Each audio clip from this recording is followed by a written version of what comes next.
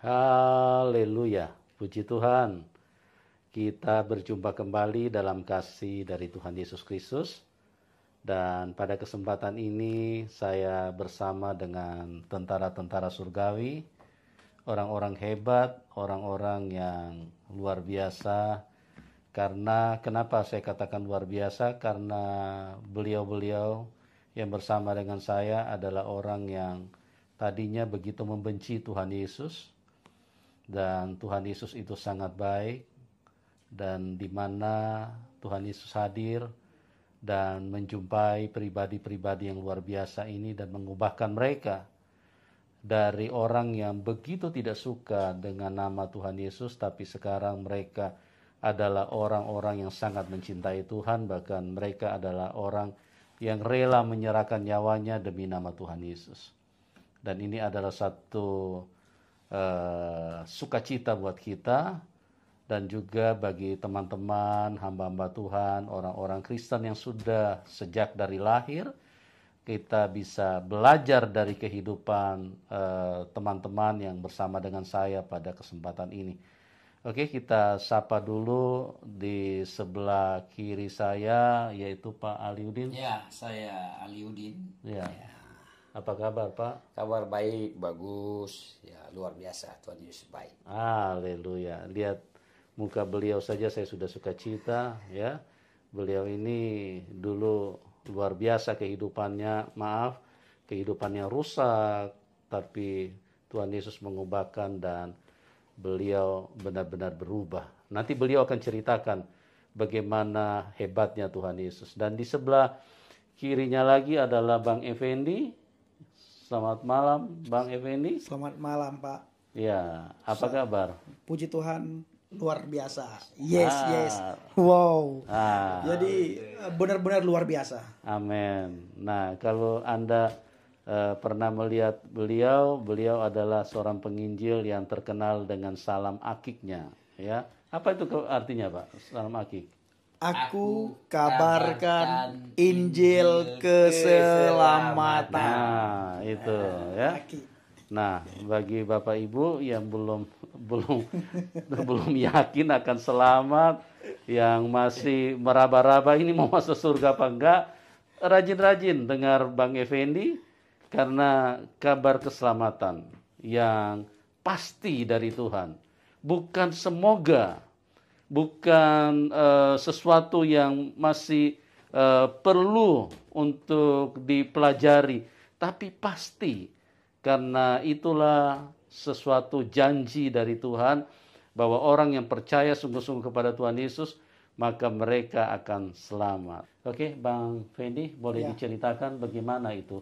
Baik. Kisah yang luar biasa itu. Silakan, Bang. Baik, Pak. Terima kasih banyak atas waktu dan kesempatan yang diberikan kepada saya malam ini bersama dengan Bang Aliudin. Kalau perjalanan iman sebenarnya hampir sama. Ya, hampir samanya dalam artian beliau melihat kebaikan yang ditonjolkan oleh sahabat beliau. Ya. Nah, kalau saya juga seperti itu, tapi bukan sahabat, musuh. Musuh. Kalau beliau sahabat, saya musuh. Nah, suatu hari, Pak, saya buat status di media sosial. Saya berkata, insya Allah tukang sapu naik haji. Karena saya ada bikin sapu lidi, usaha sapu lidi sedikit di Aceh. Jadi saya buat status di media sosial pada tahun 2014. Insya Allah tahun 2017 tukang sapu naik haji. Jadi semua teman-teman saya memberikan komentar yang positif. Tidak ada komentar yang negatif. Nah, salah satunya hadirlah seorang ibu yang bernama Ibu Sofi Silalahi. Beliau berkata, apa kamu bilang tahun 2017 naik haji? Jangan-jangan pada tahun 2017 kamu pergi ke Israel. Nah, kami tidak tahu ya, alasan apa membenci Israel. Begitu saya mendengar Israel, itu timbul kebencian yang luar biasa. Marah sekali, saya caci maki ibu ini. Saya marah sama ibu ini. Ibu ini nggak berkata apapun. Hanya ngomong, jangan-jangan kamu pergi ke Israel tahun 2017. Posisi saya masih di Aceh, Pak. Masih di Aceh. Di Aceh, di Biren. Di Biren, ya. Saya tidak perlu sebutkan desa mana. Nah, ibu ini ambil akun Facebook saya, dimasukkan ke grup Islam bertanya, Kristen menjawab. Kristen bertanya, Islam menjawab. Nah, di grup itu, Pak, terjadi debat yang luar biasa. Terus-menerus debat. Ya. Ratusan orang Kristen dan ratusan orang Islam yang ada di grup itu. Setiap hari terjadi. Setiap hari terjadi debat. Mhm. Saya menghina orang Kristen Ya. yang ada di grup itu. Orang Kristen menghina saya. Hmm. Saya menghina Tuhan Yesus. Mereka menghina Nabi saya. Hmm. Tambahlah marah saya. Hmm. Saya menghina Alkitab. Mereka menghina kitab suci saya. Mhm. Saya menghina gereja. Mereka menghina tempat ibadah saya. Ya. Terus berkelanjutan, Pak. Tidak ada habis-habisnya. Hmm. Cacian, makian, hinaan luar biasa.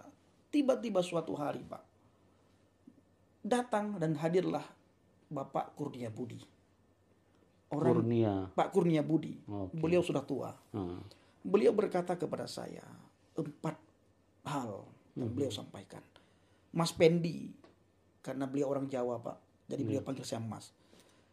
Beliau tidak tahukah bagaimana tata cara panggil orang Aceh ya. Kalau orang Aceh dipanggil Bang, bukan Mas. Ya.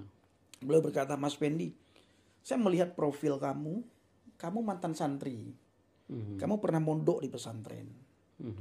Nah, tetapi tulisan kamu di grup ini tidak mencerminkan, tidak menunjukkan kalau kamu itu pernah mondok. Tidak mencerminkan kamu mantan santri. Ya. Tidak ada bedanya kamu dengan preman. Itu satu. Yang kedua, beliau bilang, Pak, Mas Pendi, seandainya kamu tahu bagaimana kekristenan itu, duluan kamu masuk Kristen daripada saya. Saya tambah marah, Pak. Ya. Kurang ajar, bendot tua, saya bilang. Sudah tua, Pak, beliau. Berjenggot juga sedikit. Saya caci maki beliau. Beliau berkata lagi, nah itu kan baru tadi saya bilang, kamu tidak mencerminkan santri, kok kamu tambah caci maki saya? Yang ketiga, beliau bilang, Mas Pendi, seandainya kamu tahu who is the Jesus, siapa itu Yesus Kristus, kamu akan terkagum-kagum dengan karya Yesus. Saya bilang, bendot tua, dengar ya baik-baik. Yesus itu tidak mati di salib. Ya, dia hanya nabi, dia utusan, dia rasul. Al-Quran berkata di dalam kitab suci kami, wa ma qataluhu wa ma salabuhu. Engkau tidak membunuhnya dan engkau tidak menyalibnya. Itu kan kata kitab sucimu. Tapi kamu pernah nggak baca kitab suci kami? 650 tahun sebelum datang kitab sucimu sudah berkata dia mati di salib. Disaksikan oleh ribuan mata. Beda tua, diam kau. Saya sebutkan. Beliau berkata yang keempat kali, Pak. Mas Pendi, seandainya kamu tahu bagaimana ajaran Injil itu, secepat kilat kamu akan percaya kepada Yesus. Ketika beliau berkata seandainya kamu tahu ajaran Injil, saya langsung diam. Kenapa saya diam? Saya percaya Injil itu salah satu kitab yang harus kami imani. Ya. Tetapi kami tidak percaya lagi kalau Injil yang orang Kristen pegang sekarang itulah Injil yang asli. Ya. Karena Injil sudah dipalsukan oleh tangan-tangan manusia. Itu pemahaman saya, Pak. Ya. Pemahaman yang diberikan pemahaman oleh Tungku. Nah, miokun dari Aceh Tungku. Kalau orang Aceh bilang Tungku. Ustadz. Nah, itu terus diperdengarkan. Sehingga tertanamlah dalam pikiran saya, di telinga saya, di hati saya, di dalam tubuh jiwa saya, Injil palsu. Saya langsung merenungkan, kok Bapak itu bilang Injil itu luar biasa. Ya. Lalu saya bertanya dalam hati saya timbul Pak? Saya merenungkan ya, kok Bapak ini berbeda dengan orang Kristen yang ada di grup ini. Beliau tidak membalas cacian saya, beliau tidak membalas hinaan saya. Ketika saya bilang bendot tua, beliau justru memberikan pemahaman yang sebenarnya ini yang saya harapkan. Bukan cacian makian.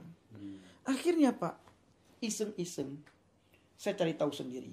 Saya tidak berkata Pak, apa yang dipelajari oleh orang Kristen.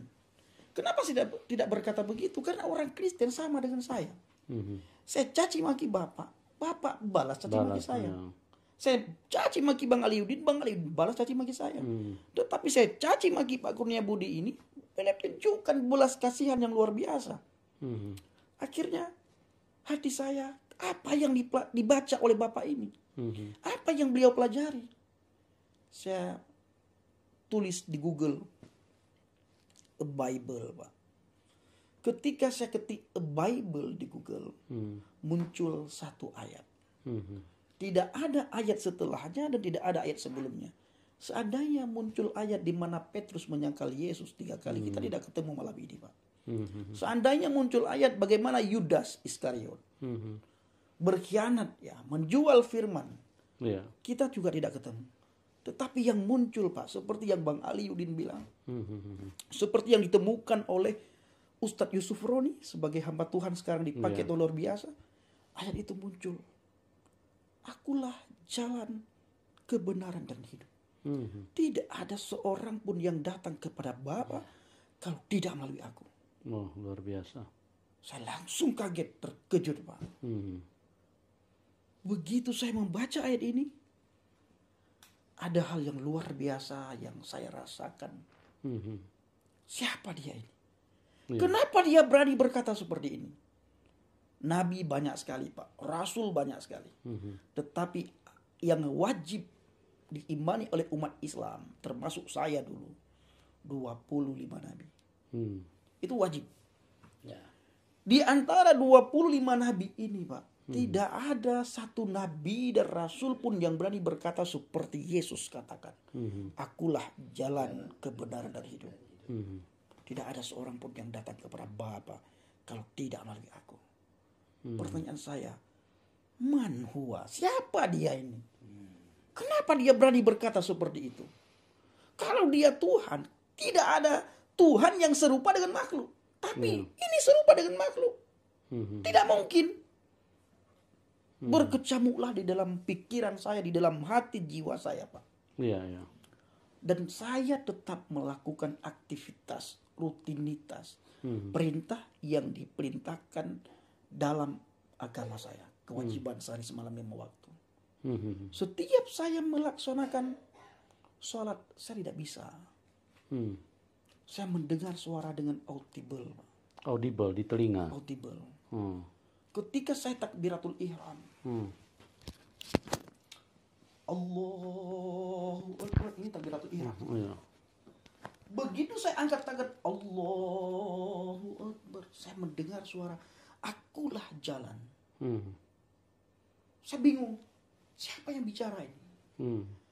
Waktu itu saya tambah bingung. Tidak ada orang di kiri kanan saya. Dan saya tidak pernah mendengar suara itu sebelumnya. Tidak pernah. Bingung. Saya paksakan sholat. Di saat saya paksakan sholat, saya bisa, Pak.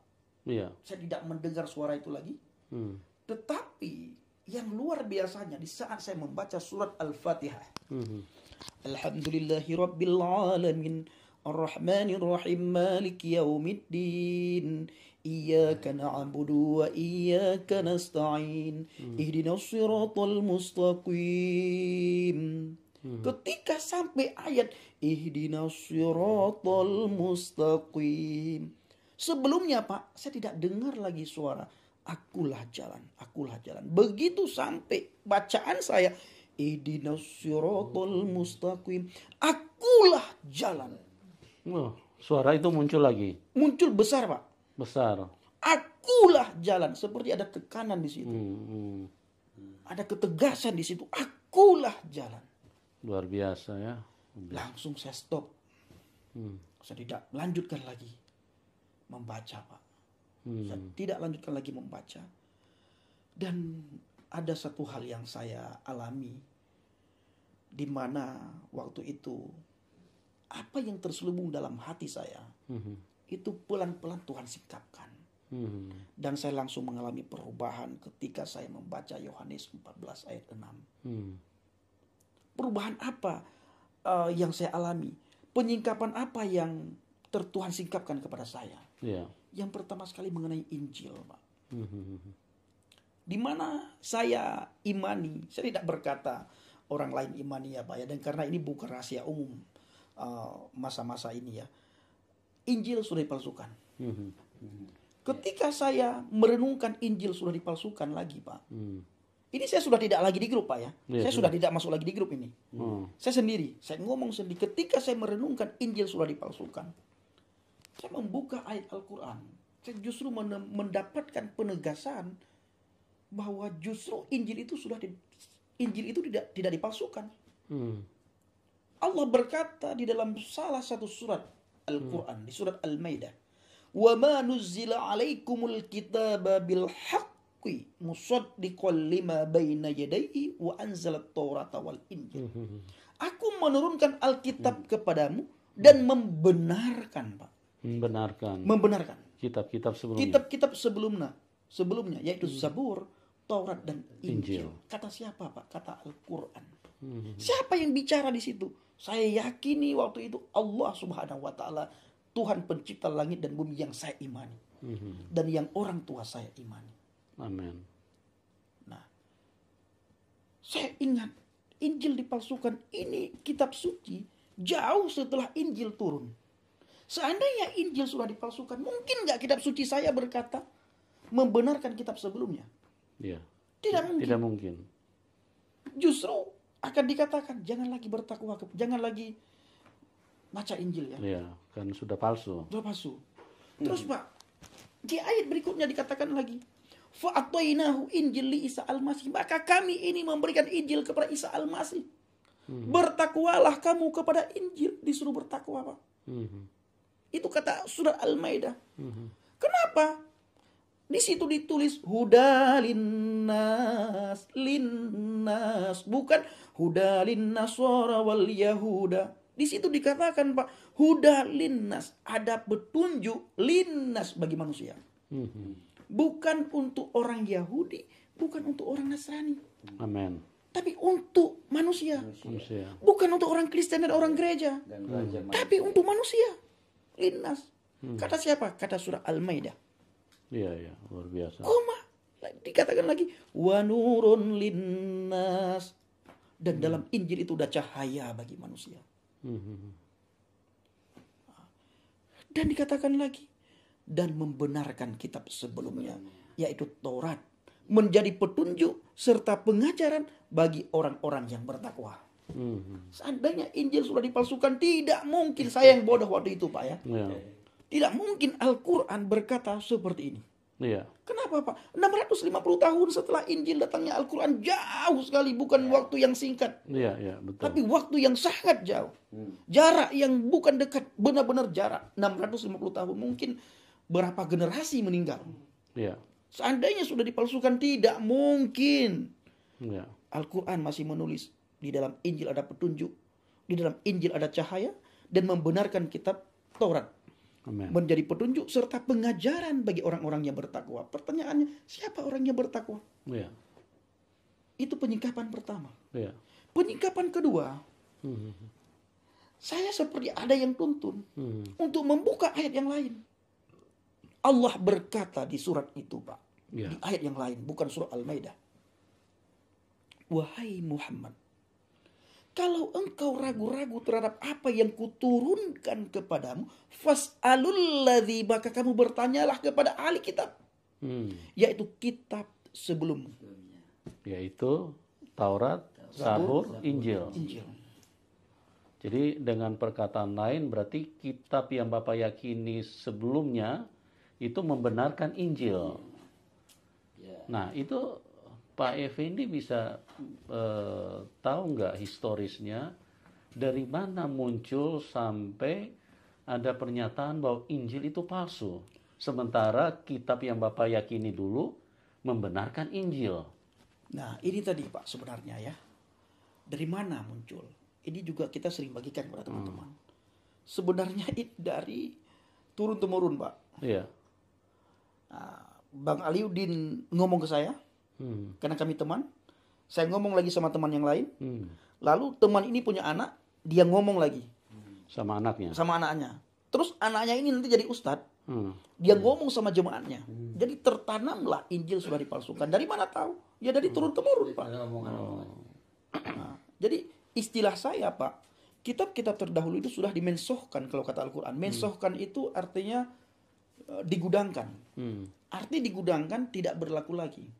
Karena Al-Quran ada untuk menyempurnakan kitab-kitab sebelumnya. Tapi kalau untuk menyempurnakan kitab-kitab sebelumnya, itu pemikiran saya, Pak. Waktu saya menemukan ayat itu, kenapa masih menulis seperti ini? Kita bahkan di ayat yang lain, kamu tidak dipandang orang yang beragama. Kamu tidak dipandang orang yang beragama kalau kamu tidak menegakkan Zabur, Taurat dan Injil. Mengerikan, Pak. Dengan kata lain, renungkanlah kitab Taurat, Injil dan Zabur itu. Ya kan? Merenungkan kitab Taurat, Injil dan Zabur, bagaimana kita merenungkannya kalau kita tidak membaca Taurat? Taurat itu Kejadian, Keluaran, Ulangan, Bilangan, Imamat, Taurat. Injil itu Matius, Markus, Lukas, Yohanes. Zabur itu ada di Amsal dan Mazmur. Bagaimana merenungkannya jikalau kita tidak membacanya? Bagaimana membacanya sudah dipesankan, sudah diberikan informasi, sudah diceritakan kalau itu sudah dipalsukan. Jadi itu ditakut-takutin, Pak, kita. Dan tidak diberi informasi yang asli yang mana. Gimana diberikan informasi, Pak? Sudah di-cut. Sudah palsu ya? Sudah palsu. Nah, makanya Injil dipalsukan. Ada Ustadz Kainama muncul video ya. Ini bukan Ustadz Kainama juga, Ustadz yang Bapak bilang tadi, orang yang sangat saya hormati, Yahya Waloni. Dia berkata ketika ditanya oleh salah satu orang-orang dari mereka juga ya, Pak ya, Egy Sujana bertanya, terus yang asli mana? Yahya Waloni jawab, tahu Pak jawaban? Ya kan ada yang asli. Jadi ketika Bapak bilang ini yang palsu, Injil palsu, tapi kan ada yang asli. Karena tidak ada yang asli makanya palsu. Ini kan nggak masuk di akal. Tapi ini yang disampaikan oleh Yahya Waloni. Tapi Yahya Waloni bagi saya dulu, Pak, Pak, nomor satu, Pak. Nah, saya ceritakan lagi. Itu penyikapan yang kedua. Penyikapan yang ketiga tidak bisa saya sampaikan di YouTube, Pak. Menyangkut hal-hal yang sangat sensitif ya. Tapi yang jelas, apa yang saya anggap hina, palsu, seperti kata Bang Ali Yudin tadi, yang palsu saja mengajarkan kasih, sukacita, mengampuni. Bagaimana ya kalau kita dapatkan yang asli? Jadi semua itu Tuhan tuntut, karena saya adalah manusia yang berdosa, menghina.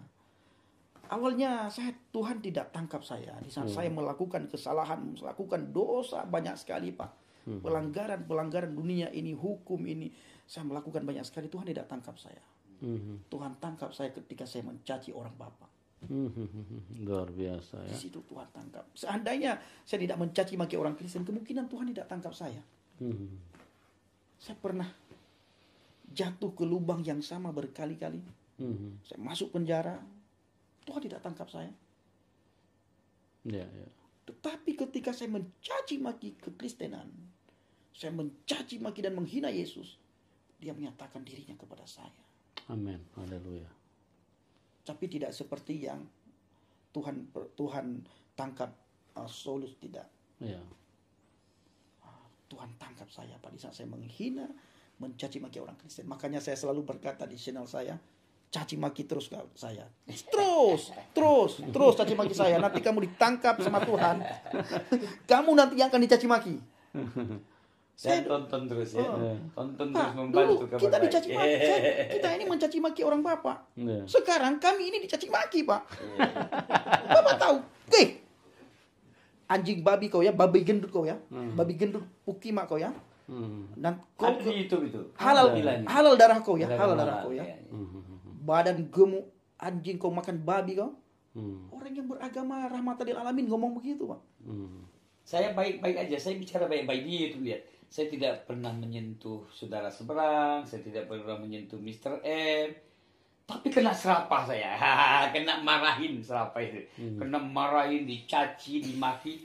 Yang baik-baik saya lakukan. Nah, saya bicara yang baik-baik, tenang kan. Karena mereka tidak terima, ya wajar tidak terima. Saya juga banyak yang tidak terima, tapi sudah komentar itu kan.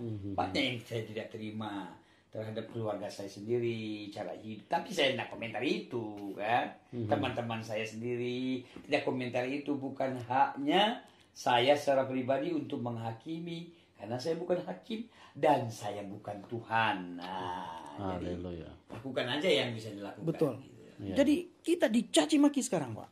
Caci maki terus ya. Dulu saya mencaci maki, sekarang saya dicaci maki. Dulu saya mau fitnah, sekarang saya difitnah. Tetapi disitulah saya merasakan kekuatan yang luar biasa iman saya. Saya merasakan lezatnya iman di dalam kekristenan. Mengecap, merasakan lezatnya iman kekristenan, kepercayaan saya kepada Yesus Kristus, Pak. Ya. Di saat saya tahan dengan cacian mereka. Amin, amin. Itu luar biasa ya. Luar biasa. Hinaan, Bisa fitnahan, saya bisa tahan. Saya merasakan Tuhan luar biasa membentengi saya. Saya imani, Pak. Yesus sendiri berkata kepada kita, tidak ada satu manusia pun yang bisa memisahkan engkau dari kasihku. Amin. Tidak ada satu manusia pun yang bisa merebut engkau Dari tangan. dari tanganku. Maka berpegang teguhlah pada firman Tuhan. Maka Pak, hanya firman Tuhan tempat bergantung saya. Kalau Bapak melihat saya bagaimana sekarang, Amin. saya bergantung mutlak kepada Tuhan. Firman Tuhan menuntun saya terus. Ya. Cacian, makian, hinaan, fitnah, Pak. Darah saya halal. Semakin darah saya halal, dipikir saya takut, Pak. Benar-benar saya tidak tahu, Pak, dari mana datang keberanian. Keberanian saya berkali lipat semakin dicaci maki, semakin difitnah. Kalau kami ketemu si pendi hitamnya, kalau ketemu si pendi hitam itu, ku bakar hidup-hidup, darahnya halal. Saya semakin gencar memberitakan Injil. Lalu saya cari tahu siapa orang ini. Sama juga ada beberapa yang sama yang Menteror. saya juga menteror saya gitu kan. Sama jadi ini orang yang sama. Iya. Jadi Tuhan luar biasa. Amin, amin. Tuhan luar biasa. Dari situ, Pak, saya memahami Injil. Saya memahami siapa pribadi yang saya hina. Ya. Saya memahami di mana kitab suci saya Al-Quran berkata, "Wa ma qataluhu wa ma salabuhu." Engkau tidak membunuhnya dan engkau tidak menyalibnya. Tetapi yang engkau bunuh dan yang engkau salib itulah orang yang diserupakan. Tuhan singkapkan kepada saya. Tanyakan kepada mereka siapa yang diserupakan itu. Tidak ada yang tahu, Pak. Termasuk Ustadz Abdul Somad. Siapa yang diserupakan oleh Allah? Tidak ada yang tahu. Kenapa tidak yang tahu? Karena tidak ditulis. Kenapa tidak ditulis? Kita komentar terlalu dalam, Pak, dibawa kepada penistaan agama. Tapi kalau mereka menghina, mengolok-olok, mencaci maki iman kekristenan, kitab suci kita dikatakan macam-macam, tidak ada hukum penistaan agama. Maka dalam hal ini benar-benar berhati-hati kalau di YouTube. Saya diingatkan oleh hamba Tuhan, jangan sampai ada Muhammad Kaci yang lain, jangan sampai ada Saifuddin Ibrahim yang lain untuk masuk ke dalam sana. Tapi, Pak, sekalipun diingat, kadang-kadang saya tetap juga mengajak mereka untuk berpikir, itu pun kita tidak menghina, dibilang penistaan agama. Iya. Jadi memang luar biasa ya. Teman-teman, di dalam hidup ini ada dua jenis penderitaan secara umum ya. Pertama, menderita karena kita salah. Tapi saya tidak bicara tentang menderita karena kita salah atau menderita karena kita bodoh, salah mengambil keputusan, jadi membuat kita menderita. Tapi yang dialami oleh Pak Aliuddin sama Bang Effendi ini adalah menderita karena kebenaran, ya. Makanya menderita karena kebenaran itulah salib. Oke. Pak, kalau saya katakan begini. Iya, gimana?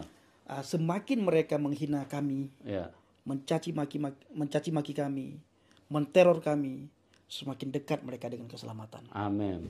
Amin. Hanya itu pesan saya. Dan yang saya juga pesan, seperti saya bilang tadi, Pak, saya ditangkap Tuhan itu karena mencaci maki orang Kristen. Bukan berbuat kesalahan karena hukum dunia ini. Tapi karena mencaci maki orang Kristen, mencaci maki Tuhan itu sendiri. Maka Tuhan hadir menangkap saya. Tapi bila ada orang Kristen yang mulutnya mengeluarkan sumpah serapah, caci maki, saya tidak tahu siapa yang tangkap dia sehingga dia menjadi orang Kristen. Hanya itu. Terima kasih, Pak. Baik, jadi Yang Kristen-Kristen, janganlah biasakan dirimu saling menghina, saling mencaci. Itu menunjukkan, maaf ya teman-teman, mohon maaf, menunjukkan bahwa Tuhan tidak ada di dalam hidupmu. Kalau Tuhan ada di dalam hidupmu, engkau akan menunjukkan kasih Tuhan. Dan kasih Tuhan itu selalu merangkul. Kasih Tuhan itu persatuan. Tabiat roh itu bersatu. Sukacita, damai, kekuatan, iman. Ya, itu tabiat roh. Tapi yang suka berselisih, suka saling menyerang, itu tabiat daging. Tabiat daging itu perselisihan, iri hati, amarah, fitnah, roh perpecahan, ya, percabulan. Itu tabiat daging. Nah, perhatikan siapapun Anda, mohon maaf ini ya, siapapun Anda, kalau Anda masih suka saling menyerang, Anda tidak punya Tuhan. Tabiat daging yang kuat di dalam hidupmu. Ya, oke. Bagian terakhir nih, Bang Effendi, kira-kira apa pesan Abang nih? Singkat saja kepada orang-orang yang belum kenal Tuhan. Kira-kira apa pesan Anda buat mereka supaya paling tidak kita tidak berhutang ya, tidak bersalah karena kita sudah menyampaikan pesan kepada mereka. Kalau mereka tidak percaya, ya itu urusan mereka sendiri. Silakan Bang Effendi, apa kira-kira yang Anda mau berikan pesan kepada orang-orang yang belum kenal Tuhan? Pesan saya hanya sedikit, Pak. Ya. Jangan mendengar dari apa katanya, Ya. tapi dengarlah dan lihatlah serta bacalah apa kata kitab suci. Amin. Karena saya dulu seperti itu, Pak. Ya. Saya mendengar apa katanya, kata orang. Kata orang. Injil palsu, Yesus tidak mati di salib. Tapi yang mati di salib itu diserupakan. Semua orang Kristen itu mati masuk neraka. Nah, padahal setelah saya mengenal kebenaran, saya menemukan ayat di kitab saya yang lama, wa im minkum illa wariduha kana ala rabbika hataman maqdiyan.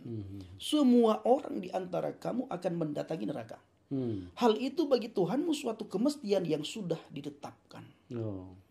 Nah, artinya Pak, semua orang, kita bertiga dan berempat, itu mendatangi neraka. Semua kita. Dan hal itu bagi Tuhanmu suatu kemestian yang sudah ditetapkan. Dan yang menetapkan semua kita masuk neraka itu Tuhan. Nah, saya berpikir dulu begini. Memang benar saya masuk neraka. Tapi kalau sudah habis masa hukuman saya di neraka, diambil dimasukkan ke surga. Ternyata di kitab, di ayat yang lain dikatakan dalam surah Al-Baqarah, bala man kasaba say'atan wa ahatat bihi khati'atuhu faulaika sahabun narhum fiha khalidun. Oh, bukan seperti itu, Pendi. Yang benar melainkan siapa yang berbuat dosa dan dia telah diputi oleh dosanya, maka dia penghuni neraka dan kekal dalam neraka. Pesan saya, Pak, tidak ada satu manusia pun yang mau masuk neraka. Betul. Kalau kita bertanya, tidak ada satu manusia pun yang mau masuk neraka. Dan kalau kita bertanya, saya punya teman, Pak, sangat rajin ibadah. Orang Islam. Rajin sekali ibadah, rajin puasa, rajin melakukan sunnah, rajin sedekah. Ketika saya bertanya, kamu yakin gak masuk surga? Tidak yakin. Maka saya mengharapkan waktu belum terlambat selama kita masih bernafas. Amin. Carilah Yesus Kristus sebagai Tuhan dan Juru Selamat. Berimanlah kepada Dia, bertakwalah kepadanya. Ya. Kalau kata iman saya yang lama, Isa fa'innahu ruhullah wa kalimatuhu. Isa ini sesungguhnya roh Allah. Wa kalimatuhu. Hu itu kembali kepada Allah. Ada hu di belakang wa kalimatuhu. Isa fa'innahu ruhullah wa kalimatuhu.